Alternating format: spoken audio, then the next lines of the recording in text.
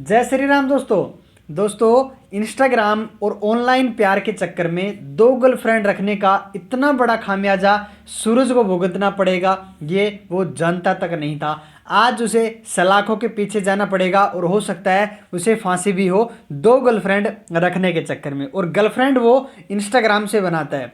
और इसी सूरज की तरह कुछ ऐसे दोस्त भी हैं जो कोई फेसबुक पे गर्लफ्रेंड बनाने में पीछे पड़ा है, किसी को इंस्टाग्राम पे प्रेम हो जा रहा है और किसी को अन्य प्लेटफॉर्म पे प्यार हो जा रहा है। ऐसी घटनाओं को हमारे देश में कुछ इस तरीके से अंजाम दिया जाता है कि वो बाद में सलाखों के पीछे पहुंच जाते हैं। आइए इस घटना को जानते हैं। बड़ी ही दिलचस्प घटना है और हमारे जो माइंड को और हमारे दिल को बहुत बड़ा झटका देने वाली भी है। आज आपको सच्चाई पता लगेगा ऑनलाइन प्रेम की कि क्या है आजकल के जो युवा, हमारे साथ की उम्र के बच्चे, हमारे साथ के जो दोस्त हैं, हमारे साथ की जो बहनें हैं उम्र की, वो किस तरीके प्रेम में फंसती जा रही हैं। और अंजाम ये होता है या तो उन्हें जेल में जाना पड़ता है या उन्हें फांसी होती है। तो चलिए आज की इस वीडियो को शुरू करते हैं। स्वागत है आपका क्राइम जागरण चैनल पे। मैं इसी तरीके से आपके लिए हर रोज़ शाम 6 बजे घटना लाता रहता हूं। तो आप इस चैनल को सब्सक्राइब करें और अपने कमेंट बॉक्स में लिख सकते हैं आपका प्यारा सा नाम, आप कहां कहां से मेरी वीडियो देख रहे हैं, ताकि नेक्स्ट वीडियो में मैं आपका नाम ले सकूं। चलिए गाइस शुरू करते हैं आज की इस वीडियो को। मेरा नाम उमाशंकर है और घटना है कानपुर की। कानपुर में एक सूरज नाम का व्यक्ति रहता है। व्यक्ति भी क्या, उसकी 20 साल 22 साल की लगभग उम्र होती है। हमारी उम्र का एक बच्चा होता है जो हमीरपुर में रहता है। कानपुर के हमीरपुर में किराए के मकान में रहता है और वो रहने वाला है सूरज कुमार, जो सूरज कुमार उत्तम उसका पूरा नाम है। और फतेहपुर का वो रहने वाला है, किंतु जॉब के पर्पज़ से एक रेस्टोरेंट में काम करता है और वो हमीरपुर एक रेस्टोरेंट पड़ता है, उसमें वो जॉब करता है और वहीं पे किराए के मकान में रहता है। इंस्टाग्राम वो चलाता है। आजकल हर एक बच्चा इंस्टाग्राम चलाता है, आप भी चलाते होंगे, हम भी चलाते हैं। इंस्टाग्राम पे ही उसको एक लड़की मिल जाती है जिसका नाम है आकांक्षा। अब कारण एक चीज़ और है, इंस्टाग्राम पे कोई भी लड़का एक लड़की की प्रोफाइल बना के भी बात कर सकता है और कोई भी लड़की आपसे एक लड़के की प्रोफाइल बना के भी बात कर सकती है। अब इस प्रेम जाल में ये पता भी नहीं होता है कि जो लड़की की फ़ोटो दिख रही है उसके पीछे वाकई एक लड़की है या फिर कोई लड़का है या कोई स्कैमर भी हो सकता है। ऐसे जाल में लोग फंसते जा रहे हैं। तो सूरज को एक लड़की मिलती है जिसकी उम्र 20 साल के आसपास होती है, जिसका नाम आकांक्षा होती है। आकांक्षा उसी के कानपुर में ही रहने वाली एक गांव है सुजनीपुर, उसी के रहने वाली है। पढ़ाई पूरी हो चुकी है, इंस्टाग्राम चलाती है। आजकल की लड़कियां, हमारी बहनें हैं, वो इंस्टाग्राम पे आई जा रही हैं। किंतु वो आकांक्षा भी उस जो कानपुर के रहने वाले, फतेहपुर के रहने वाले सूरज के साथ जो है अटैच हो जाती है, यानी कि उनका कनेक्शन, एक बॉन्डिंग फ्रेंडशिप हो जाती है। अब ये फ्रेंडशिप किस तरीके से एक हत्या तक पहुंच जाएगी इसका किसी को अंदाज़ा नहीं था। धीरे धीरे उनकी दोस्ती बढ़ती है, हाय हेलो होता है, गुड मॉर्निंग गुड नाइट तक जो भी बातें उनकी चलती रहती हैं। कुछ दिनों में उनकी दोस्ती और गहरी होती है और प्रेम में बदल जाती है, यानी कि लवेरिया रोग उनको हो गया है। अभी जब उनको ये प्यार हो जाता है तो उन्होंने फैसला किया कि क्यों ना अभी हम जब ऑनलाइन हैं, हमें एक बार डेट पे आना चाहिए, मिलना चाहिए। तो वो आते हैं और कानपुर के ही किसी एक रेस्टोरेंट में वो मिलते हैं। आपस में मुलाकात हो जाती है, दोनों एक दूसरे को पसंद आ जाते हैं और उनकी बातें और आगे तक बढ़ जाती हैं। और जब वो एक दूसरे को अच्छी तरीके से पसंद करने लगते हैं, प्रेम अच्छे से हो जाता है, तो बात उनकी शादी तक पहुंच जाती है कि ठीक है आकांक्षा, अब हमें शादी करनी चाहिए। और आकांक्षा भी कहती है कि आप भी मुझे पसंद हो, मैं भी आपसे शादी करने के लिए रेडी हूँ और अच्छा है हम एक दूसरे को जान पहचान भी लिए। किंतु उस समय ही आकांक्षा की उम्र जो 20-22 साल हो गई थी, तो कुछ एक जॉब की तलाश में थी। किंतु उससे पहले सूरज पहले से ही जॉब कर रहा था हमीरपुर में रह के। रहने वाला तो फतेहपुर का था, लेकिन जॉब के पर्पज़ से वो हमीरपुर रह रहा था, रेस्टोरेंट में काम करता था। उसको लगा यार मिलना भी नहीं पड़ेगा, जॉब भी मिल जाएगी, क्यों ना मैं आकांक्षा को भी इसी रेस्टोरेंट में जॉब दिला देता हूँ। दोनों मिल भी लिया करेंगे, आराम से बातें भी हो जाएगी, टाइम स्पेंड भी अच्छा होगा दोनों के साथ। तो वो यही फैसला लेता है।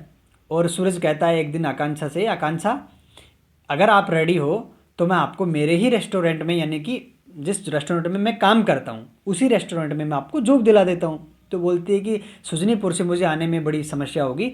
तो बोलती है कोई बात नहीं है, आप यहाँ पे मेरे साथ रह लेना। तो हमीरपुर रोड पे ही एक किराए का मकान है जिसमें सूरज रहता था। तो उसने फैसला लिया, उसकी जॉब लग जाती है। तो वो दोनों एक ही रेस्टोरेंट में जॉब करते हैं। अब उनकी बात बहुत आगे तक बढ़ गई है, सब कुछ बढ़िया चल रहा है, मतलब कुछ पता ही नहीं है कि भाई ऐसा कुछ होगा। यानी कि हत्या तक भी अंजाम पहुंच जाएगा। अब धीरे धीरे उनकी बातें चलती रहती हैं, वो आराम से लिव इन रिलेशनशिप जिसको बोलते हैं आज की दुनिया में, सो वो रहने लग जाते हैं, यानी कि शादी से पहले ही वो रिलेशनशिप में रहते हैं। और ये बातें उनके घर वालों को नहीं पता होती है। अब आकांक्षा का बैकग्राउंड जाने तो आकांक्षा का एक भाई है, एक बड़ी बहन भी है और एक माता है जो सुजनीपुर में रहते हैं, लेकिन वो जॉब के पर्पज़ से हमीरपुर रहने लग जाती है। अब उनके परिवार में दूसरा कोई फ़ोन नहीं है, या तो इस लड़की के पास ही है और या तो उसके भाई के पास है। अब एक दिन घटना ये होती है कि 21 जुलाई 2025 को उसका भाई, आकांक्षा का भाई दिल्ली जाता है। दिल्ली जाता है तो वो कहता है कि ठीक है मैं बता देता हूँ बहन को भी, तो आकांक्षा को भी बता देता है कि आकांक्षा मैं दिल्ली जा रहा हूँ, फ़ोन मेरा यहाँ पे छोड़ के जा रहा हूँ। तो बोली ठीक है। तो घर वालों को फ़ोन इसलिए छोड़ के जाता है कि दिल्ली है, हो सकता है कि फ़ोन चोरी हो जाए, और दूसरा पर्पज़ ये भी है कि मम्मी से बात नहीं हो पाएगी, बड़ी दीदी से बात नहीं हो पाएगी, आकांक्षा बाहर रहती है, तो फ़ोन अपना घर पे छोड़ के चला जाता है अपनी बड़ी बहन और मम्मी मम्मी के पास। आकांक्षा को भी बोल देता है कि मेरा फ़ोन बहन जी घर पे है, मैं तो किसी का भी फ़ोन उधार लेके 1 सेकंड लेके फ़ोन आपसे बात कर लूँगा, लेकिन आपसे बात नहीं हो पाएगी। तो ऐसे करके वो छोड़ जाता है। अब ये बात पता चल जाता है आकांक्षा को भी, और आकांक्षा के बॉयफ्रेंड यानी कि उसके पति तो अभी नहीं कह सकते क्योंकि उनकी शादी नहीं हुई, आधा पति तो वो सूरज को भी पता रहती है कि ठीक है। तो 21 जुलाई को अचानक से पता नहीं ऐसा कुछ होता है, उनके बीच में बहुत बड़ा झगड़ा होता है, और झगड़ा भी इस कगर होता है, इस मुकाम पे पहुंच जाता है कि सूरज उसके चेस्ट पे बुरी तरीके से वार करता है और गला घोट के हत्या कर देता है। क्या आपको ऐसा बिलीव हो सकता है कि एक लड़का जो एक लड़की से प्रेम करता है, साथ में रहते हैं, शादी के सपने और भविष्य में उनके सपने बुन रहे हों, वो अचानक से उसी लड़की की हत्या कर दे? नहीं होता बिलीव। तो ये हमें भी नहीं हुआ था इस घटना को जब हमने सुना था, और आपको भी नहीं होगा। किंतु चलिए इस घटना का खुलासा कैसे हुआ और क्या ये सच है ये भी जानते हैं। जब 21 जुलाई को उसका भाई घर से बाहर चला जाता है, अब चूंकि 21 जुलाई को उसकी मम्मा उसके पास फ़ोन करती है, आकांक्षा की मम्मा सुजनीपुर से हमीरपुर आकांक्षा के पास फ़ोन लगाती है, और डेली बात करती थी, लेकिन डेली उसका भाई बात करा देता। अब उसकी मम्मी फ़ोन कर रही है किंतु फ़ोन नहीं उठा रही है, फ़ोन कट कर रही है। 21 तारीख को भी नहीं किया, काफ़ी बार ट्राई किया उसकी माँ ने, फिर भी बात नहीं हुई। तो 22 को बात करती है, 22 को भी नहीं हुई, फिर 23 को करती है, फिर भी नहीं हुई। तो उसके मन में एक शंका पैदा हो जाती है कि क्यों नहीं हमें चलना चाहिए अभी, क्यों ऐसा तो नहीं हो सकता कि बेटी का फ़ोन। तो एक मैसेज वहाँ से रिप्लाई आता है कि माँ मैं अभी बिज़ी हूँ, मैं आपसे बाद में बात कर लूँगी। तो माँ ने मैसेज पढ़ा तो ठीक है मैं मैसेज आया तो थोड़ी संतुष्टि होती है कि हाँ भाई मैसेज आ गया। और यही रहता है कि माँ बाप अगर बात नहीं हो पा रही है तो माता पिता को चिंता रहती है, एक मैसेज ही डाल दिया जाए कि ठीक है मम्मी मैं ठीक हूँ, पिताजी ठीक हूँ, मैं आ रहा हूँ, मैं सफ़र में हूँ, ये हूँ। तो माता पिता की आत्मा को थोड़ा संतोष मिलता है कि ठीक है मेरा बच्चा सकुशल है। किंतु उसकी माँ का धड़कनें जो हैं और बढ़ जाती हैं, और माँ की चिंता 10 गुना हो जाती है उस मैसेज को पढ़ के। अब ऐसा क्या है उस मैसेज में? साफ सुथरी तो लाइन लिखी है कि माँ मैं अभी बिजी हूँ, मैं आपसे बाद में बात कर लूँगी फ्री होके। अब ऐसा क्या है? किंतु माँ की दिल की धड़कनें तो तेज़ हो जाती है और माँ की शंका बढ़ जाती है, और माँ पुलिस स्टेशन ही पहुँच जाती है। सोचिए आप। अब हुआ क्यों जी था कि माँ, जो वर्ड लिखा गया था माँ, वही उस संदेह का कारण था। क्योंकि आकांक्षा को पता है कि ये फ़ोन भाई का है।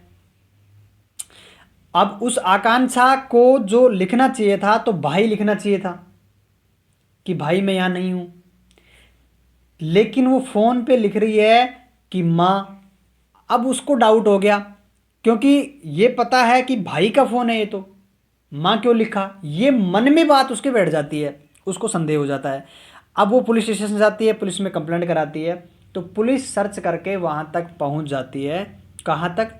सूरज के घर तक, यानी कि आकांक्षा के रूम तक। लेकिन वहाँ आकांक्षा नहीं मिलती है। जब आकांक्षा की रिपोर्ट दर्ज कराई जाती है तो पुलिस आकांक्षा को ढूंढने लगती है, किंतु आकांक्षा की कॉल डिटेल्स नहीं मिल रही, लोकेशन नहीं मिल रही थी, दूर दराज दूसरे सिटी में मिल रही थी। अब ऐसा कैसे पॉसिबल हो सकता है? वो तो सूरज के साथ रहती थी, दूसरी सिटी में कैसे जा सकती है? उसके भी एक पीछे का बहुत गहरा कारण है। मतलब पुलिस को किस तरीके से गुमराह किया गया वो भी आप बहुत ज़्यादा हैरान हो जाओगे जान के। तो पुलिस आखिर में सूरज के पास आती है, सूरज से पूछताछ की जाती है, क्योंकि सूरज के साथ ही रेस्टोरेंट में काम करती थी। उस रेस्टोरेंट में जाया जाता है तो पता लगता है रेस्टोरेंट से कुछ कोलीग को उनके जो साथी थे उनके पता लगता है कि सूरज और आकांक्षा दोनों ही एक दूसरे से प्यार प्रेम करते थे, उनकी दोस्ती थी और एक ही रूम में वो रहते थे। ये बात उनके घर वालों को भी नहीं पता थी। अब उसको भी जानकर वो हैरान रह जाते हैं कि ऐसा कैसे हो सकता है। लिव इन रिलेशनशिप में हमारी गैर गैर जानकारी के बिना वो रह रही थी और दोनों एक साथ रह रहे थे। तो सूरज से शक्ति से पूछा जाता है तो उसने वो बता दिया कि सर ऐसा हुआ था, हम रह रहे थे किंतु हमारे आपसी विवाद में झगड़े बढ़ रहे थे, वो मुझे शादी का प्रेशर बना रही थी और 21 तारीख को हमारा झगड़ा हो जाता है। उसके बाद में मुझे नहीं पता वो कहाँ चलेगी, छोड़ के यहाँ से चली गई है नाराज़ होके। ऐसा किया, ठीक है। पुलिस ने विश्वास किया किंतु पुलिस ने और सर्च करने की कोशिश किया लेकिन पुलिस के कुछ भी हाथ नहीं लगा। पुलिस बार बार गुमराह हो रही थी। बाद में घूम फिर के आए और सुई सूरज पे टिक जाए, घूम फिर के आए और सूरज पे सुई टिक जाए। अब सूरज को दोबारा से पकड़ा जाता है और पुलिस ने विचार किया कि सूरज से ही पूछेंगे, जो कुछ पूछेंगे, क्या विवाद हुआ था, क्यों हुआ था, उस घटना वो जो बताएगा उसी के आधार पर हम कुछ जाँच कर पाएंगे। तो उसको दोबारा बैठाया जाता है और शक्ति से पूछा जाता है और अब की बार उनका कुछ पूछने का तरीका अलग है। आप समझ गए होंगे, जब पुलिस तरीका चेंज करती है ना तो सामने वाला सब कुछ बता देता है। तो शुरुआत में तो थोड़ा गुमराह किया लेकिन जब शक्ति से पेश आए तो उन्होंने बताया कि चलिए ठीक है मेरे साथ आइए, मैं बताता हूँ। तो बोला क्या क्या राज है? बोला कि मैंने उसको सुलटा दिया। तो पुलिस एकदम से हैरान रह जाती है, तुम तो उससे प्रेम करते थे, वो भी तुमसे प्रेम करती थी, तो फिर ये हत्या क्यों की तुमने? तो वो कहता है कि मैंने कर दी, इसके पीछे का भी बहुत बड़ा कारण है। तो बोले तो नहीं हम ऐसे नहीं मान सकते, तो फिर लाश कहाँ है?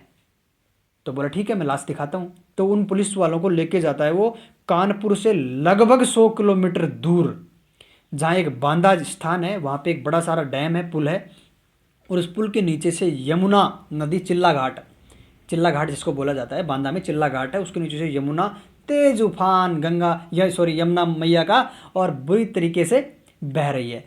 अब वहाँ ले जाके खड़ा कर देता है कि बोले यहाँ है। तो बोले यहाँ लाश कहाँ है? तो बोले यहाँ तो मैंने फेंक दी, मैंने तो 21 तारीख को ही उसको 21 जुलाई को ही फिनिश कर दिया था।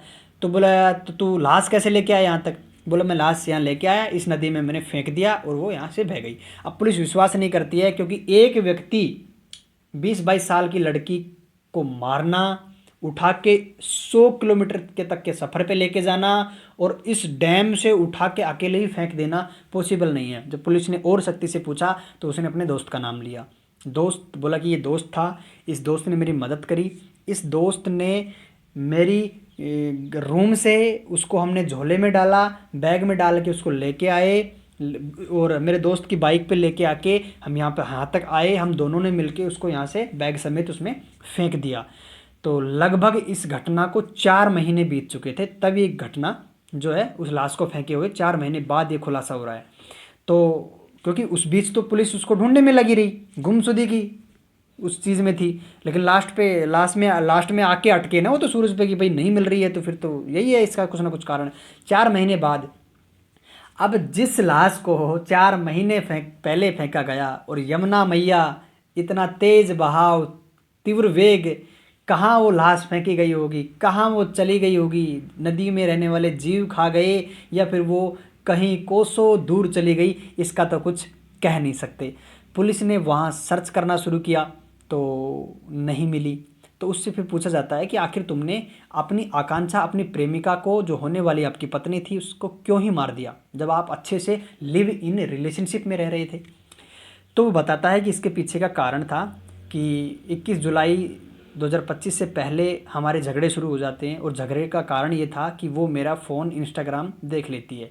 अब आपके लिए ये घटना बहुत बहुत पेचीदा होने वाली है क्योंकि आप लोग भी सतर्क रहें और अवेयर हो जाएं, ऐसी घटनाओं से दूर रहें। सो बोले इंस्टाग्राम देख लिया तो फिर क्या हुआ? तो बोले इंस्टाग्राम में मैं एक्चुअली जब आकांक्षा से मुझे प्रेम हुआ कुछ दिन तक तो हम अकेले रहे, हम दोनों आपस में प्रेम करते थे, किंतु एक लड़की मुझे और मिल जाती है उसी इंस्टाग्राम पे और वो मुझसे प्रेम करने लग जाती है और जब प्रेम करने लग जाती है तो मुझे भी उससे प्रेम हो जाता है और मैं आकांक्षा की नज़रों से बच के उससे प्रेम करता था। और मेरी दूसरी गर्लफ्रेंड भी थी, जो मैंने आपको थंबनेल में दिखाया ना कि 2 गर्लफ्रेंड रखने का नतीजा, अब देखना क्या होगा। तो 2 गर्लफ्रेंड रखता था। बोले तब तक तो सब कुछ ठीक था कि जब तक दोनों को आपस में कुछ भी नहीं पता था, लेकिन जब आकांक्षा ये चीज़ देख लेती है तो उसको बड़ा दुख होता है और वो हर्ट हो जाती है, मुझसे विवाद करने लगती है, हमारे रिश्ते थोड़े ख़राब होने लगते हैं और मुझे बोलती है कि अब मैं आपको ऐसे नहीं छोड़ सकती हूँ, अब मुझे आपसे शादी करनी पड़ेगी, आप मुझसे शादी करो जल्द से जल्द, क्योंकि हम जो है अब नाबालिग भी नहीं है, हमारी एज हो चुकी है, आप मुझसे शादी करो। वो मुझे शादी का दबाव बना रही थी। तो बोला ये तो अच्छी बात है, ठीक है उसको छोड़ देते, आप इससे शादी कर लेते, जब आपकी गर्लफ्रेंड तो है ही ना, और पहली गर्लफ्रेंड तो यही है आपकी, और प्रेमिका भी है, रिलेशनशिप में रह रहे हो आप। तो कहता है कि हाँ मैंने इसको मैनेज किया, मैंने समझाया, तब भी बोला ठीक हुआ। तो फिर बोलो मारा क्यों? बोलो मारने का कारण ये था कि जो दूसरी वाली गर्लफ्रेंड थी उसको भी गलती से पता चल जाता है कि मेरी पहले वाली ये गर्लफ्रेंड है। अब मामला ख़राब हो जाता है। अब दोनों ही गर्लफ्रेंड को दोनों के ही बारे में पता चल जाता है।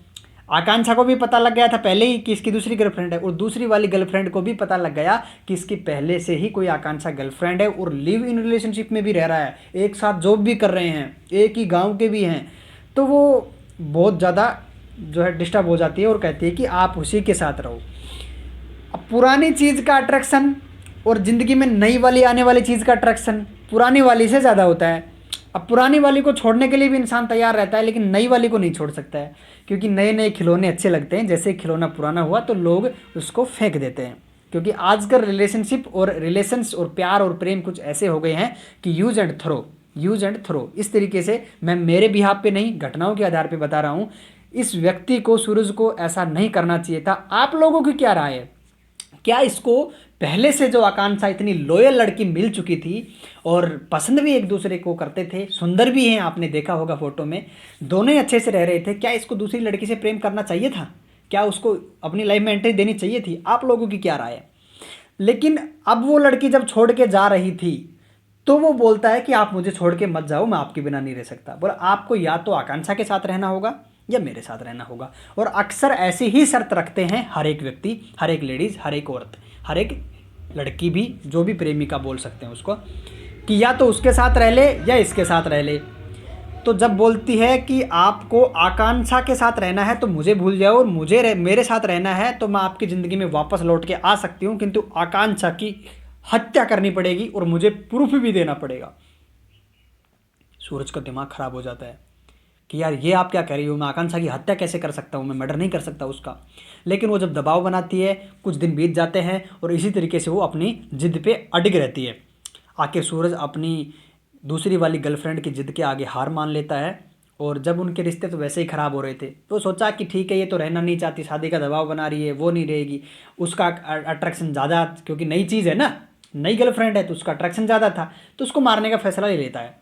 21 जुलाई 2025 को वो शाम को रेस्टोरेंट से घर आते हैं, उनका झगड़ा होता है और झगड़ा इतना बढ़ जाता है कि आपस में हाथापाई होती है, और हाथापाई में सूरज आकांक्षा दीदी के चेस्ट और ब्रेस्ट के ऊपर पंच करता है, डुक मारता है, और मुक्के मारने की वजह से और गला दबा के आखिर में उसकी हत्या कर देता है।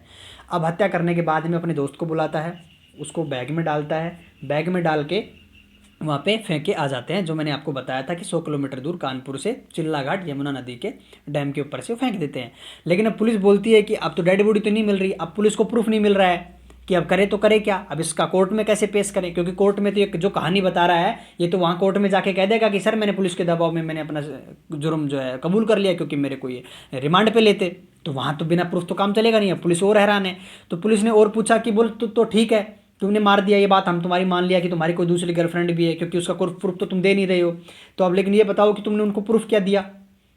तो वो बताता है कि मैंने जब उसकी हत्या करी, हत्या करने के बाद में एक सेल्फी क्लिक करी थी, तो ये सेल्फी वाला मर्डर भी हो कह सकते हैं इसको। सेल्फी क्लिक किया आकांक्षा की डेड बॉडी के साथ, और मरी हुई आकांक्षा के साथ सेल्फी लेके और अपनी दूसरी वाली गर्लफ्रेंड को सोशल मीडिया पे पोस्ट कर देता है, शेयर कर देता है। उसी फोटो को पुलिस के हाथ वो दे देता है। जब पुलिस को एक प्रूफ मिलता है तो फोटो के आधार पर एक एविडेंस तैयार हो जाता है कि इसने ही मारा है, और मारा या ना मारा, इस डेड बॉडी के साथ ये क्या कर रहा था, तो इस बिहाफ पे कोर्ट में पेश कर सकते हैं। अब किंतु डेड बॉडी अभी तक नहीं मिली, तो फिर होता क्यों ये है कि जब आकांक्षा यहाँ पे से चली गई थी तो उसकी लोकेशन मोबाइल की दूर दूर क्यों आ रही थी। तो उसने बताया कि जब आकांक्षा को मैंने 21 जुलाई को ख़त्म कर दिया था तो इसके घर वालों को मैसेज और कॉल्स आ रहे थे, तो मैंने कुछ दिन तक तो कट किया, लेकिन बाद में मैंने मैसेज का सहारा लिया। हालांकि वो शोरगुल में जाके आवाज़ चेंज करके बात करने की कोशिश करी, लेकिन वो पकड़ा जाता, इस वजह से उसने मैसेजेस किए। और मैसेज उसको ये पता था कि फ़ोन उसके घर पे है, लेकिन वो भूल गया था कि उसका भाई का फ़ोन है, उसने माँ लिख दिया। इस तरीके से वो जो है उनका बार बार मैसेज आने लगे और बार बार कॉल की जो है आने की जो दर है वो बढ़ गई। इसलिए उन्हें एक काम किया कि फ़ोन उसके साथ रखेगा तो फंस जाएगा और पुलिस मेरे तक पहुंच जाएगी। उसने फ़ोन लिया और नज़दीकी पुलिस स्टेशन जाके सॉरी रेलवे स्टेशन जाके, और जब रेल आ रही थी, ट्रेन आ रही थी, तो जब ट्रेन चलने लगी तो उसमें फेंक दिया। तो वो सोचा कि ये जब ट्रेन चलेगी तो अलग अलग सिटी से होके गुजरेगी और कहीं दूसरे स्टेट में चली जाएगी, तो यहाँ से तो लोकेशन दूर चली जाएगी और पुलिस गुमराह हो जाएगी कि आकांक्षा यहाँ नहीं है, आकांक्षा का फ़ोन वहाँ है, तो आकांक्षा वहाँ पे जाएगी, तो ये केस उलझ जाएगा। तो बोले मैंने ऐसे उसको फेंक दिया था। तो इस तरीके से इसने इस घटना को अंजाम दिया। दो दो गर्लफ्रेंड के चक्कर में आके पुरानी वाली गर्लफ्रेंड जो लॉयल थी उसको मार देता है, हत्या करके उसको नदी में फेंक देता है। आखिर इस सूरज की मति मारी गई थी। इस सूरज को बिल्कुल बुद्धि नहीं है, पता नहीं इसने क्या डिसीजन लिया। और हद है दूसरी वाली गर्लफ्रेंड पे, जो एक लड़की होके लड़की की मदद नहीं कर सकती, एक औरत के साथ नहीं खड़ी हो सकती, एक औरत एक लड़की का दर्द नहीं समझ सकती, पहली लड़की की हत्या करवा देती है। और आखिर मतलब ये तो देखो आप उस लड़की की हिम्मत, जो पहली लड़की को मार सकता है सूरज, तो दूसरी वाली लड़की को, दूसरी वाली गर्लफ्रेंड को ये दिल और दर्द नहीं महसूस हुआ कि कल को, ये डर महसूस नहीं हुआ कि कल को ये तुझे भी मार सकता है तीसरी गर्लफ्रेंड मिलने पर। जब पहली गर्लफ्रेंड को दूसरी गर्लफ्रेंड मिलने पर मार सकता है, तो तीसरी गर्लफ्रेंड मिलने पर दूसरी गर्लफ्रेंड यानी कि तुझे भी मार सकता है। ये डर उसको सताया नहीं और वापस ज़िंदगी में आ जाती है और उसके साथ रहने लगती है। किंतु ऐसा नहीं करना चाहिए था। अब डेड बॉडी नहीं मिली, कोर्ट में क्या पेश करेंगे पुलिस वाले, और प्रशासन लगा हुआ है कि कुछ सबूत मिल जाए। और अभी तक तो उसका दोस्त सूरज और सूरज का दोस्त अरेस्ट किए गए हैं, कस्टडी में हैं और उस लड़की की तलाश में हैं कि क्या सूरज झूठ बोल के उस लड़की को फंसाने का कोशिश कर रहा है या वाकई उसकी दूसरी लड़की से प्रेम हो चुका है। और दूसरी लड़की भी कहीं ना कहीं गुनहगार है, क्योंकि उसने मर्डर करने के लिए उसी ने उकसाया, पहली लड़की की हत्या उसी ने करवाई। आखिर हमारे देश में, हमारे समाज में आखिर ये क्या हो रहा है? ऑनलाइन प्रेम के चक्कर में क्या से क्या हो जा रहा है? आप लोगों की क्या राय है? इस सूरज को क्या सज़ा मिलनी चाहिए और उस लड़की को, उस परिवार वाले को, उस आकांक्षा को क्या न्याय मिलना चाहिए? आप अपनी राय, अपना ओपिनियन बता सकते हैं। चैनल को अभी तक सब्सक्राइब नहीं किया तो सब्सक्राइब करें और वीडियो को लाइक करके हमें प्रोत्साहन करें। Thank you so much. मिलते हैं फिर से अगले दिन शाम 6 बजे। Thank you and thank you so much. जय श्री राम।